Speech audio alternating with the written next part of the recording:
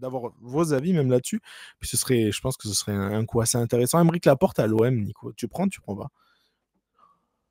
Oui, je prends parce que ça apporterait une stabilité défensive qu'on n'a pas cette année. En gros, ma Et question, c'est juste un truc. Est-ce que c'est le joueur qui va te faire passer un cap à Marseille?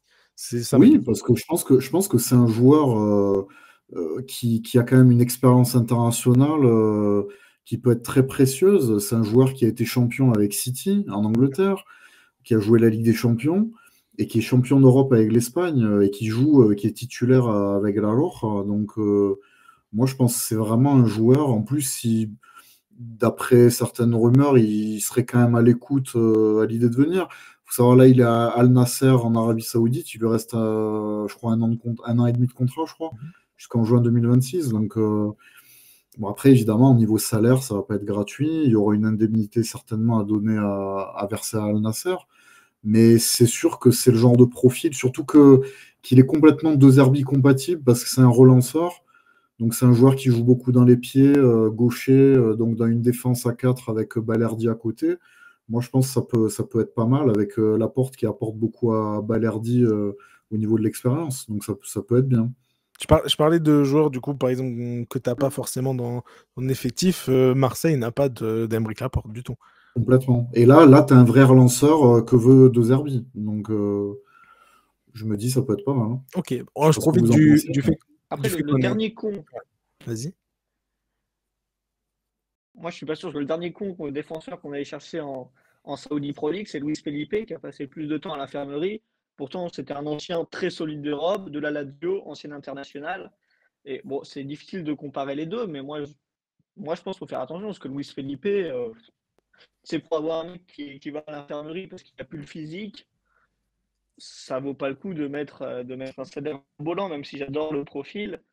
Faut voir en quelle qualité il est. Au moins, lui, il est en sélection, c'est vrai, mais c'est pas parce qu'il joue bien une fois tous les 3 mois que ça reste solide. Faut faire attention, je pense, hein. Non, après, Faut être sûr de lui, je au minimum. comprends, je comprends tout à fait ce que tu dis et je suis assez d'accord sur le fait que il y a certaines fois des paris risqués. Le problème, c'est que l'OM n'a pas la marge du PSG, par exemple, d'aller. Le PSG, par exemple, ils peuvent aller chercher des Gvara ou même des gros défenseurs parce qu'ils vont leur dire, bah, toi, on te met le chèque et puis tu joues et puis voilà. Et nous, le problème, c'est qu'on est obligé d'aller chercher des joueurs qui sont soit pas titulaires dans un gros club européen, soit des joueurs qui sont, entre guillemets, plus accessibles parce qu'ils sont dans un championnat plus exotique. Et Laporte, il est dans cette catégorie. On va pas se cacher que si Laporte, il était titulaire au Barça, il serait intouchable. Ou même à l'Atlético, voilà. Moi, j'aimerais avoir un, comment il s'appelle, défenseur central de l'Atlético, Jiménez, par exemple. Moi, j'adorerais avoir un joueur comme ça, mais il est intouchable. Donc, il faut chercher. Alors, même si Jiménez n'est pas forcément le meilleur relanceur, mais je parle d'un bon défenseur qui fait très peu d'erreurs. Sur le marché, c'est très cher. Et c'est pour ça que je pense qu'un joueur comme Laporte, je pense que c'est pour ça qu'ils se mettent dessus d'ailleurs. C'est parce qu'à la fois il est deux herbes compatibles et qu'en plus il joue dans un championnat exotique où il serait susceptible d'aller se relancer dans une bonne équipe européenne. Et l'OM, s'il joue la Ligue des Champions, évidemment, bah, pourrait correspondre au type d'équipe que Laporte voudrait retrouver. J'ai juste une question pour terminer. Après, juste Ah, petit rappel, vas-y.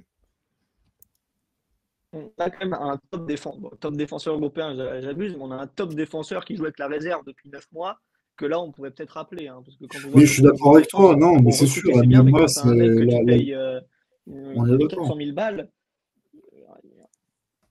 tu payes Non, un on est bel d'accord. coup. La gestion d'Mbemba, elle est catastrophique. Et en plus, moi, je me suis demandé pourquoi on s'entête en plus, parce qu'on continue à le payer. L'OM continue à le payer, à payer Mbemba alors qu'il joue avec le Congo. Il est bon en plus. Et il joue pas à l'OM alors qu'on a eu une défense catastrophique cette année. Donc, c'est clair. Ok, très bien. Bah écoutez, très bien. Je crois qu'on a fait à peu près le tour de ce que j'avais donc prévu. Hop, ça du coup je peux enlever. Très bien. Est-ce que vous avez autre chose à ajouter? C'est bon, on conclut l'émission là-dessus, sur cette. Moi, Sur j'ai cette... un petit mot, moi, pour Gaël Monfils. Ah, vas-y. Moi, j'ai un petit mot pour Gaël Monfils qui s'est qualifié, là, qui a gagné contre Marozan. Et Ah comme oui. quoi, les papiers avec Gasquet, ça marche encore bien. Il a gagné en 3-7 encore. Et, aussi un petit coucou à Alexandre Müller qui a gagné aussi en 2-7. Donc nos Français partent pas trop mal. Hormis Mpetshi Péricard, c'est pas mal pour ce Monte Carlo. Oui, ouais, c'est sûr. Ok, très bien.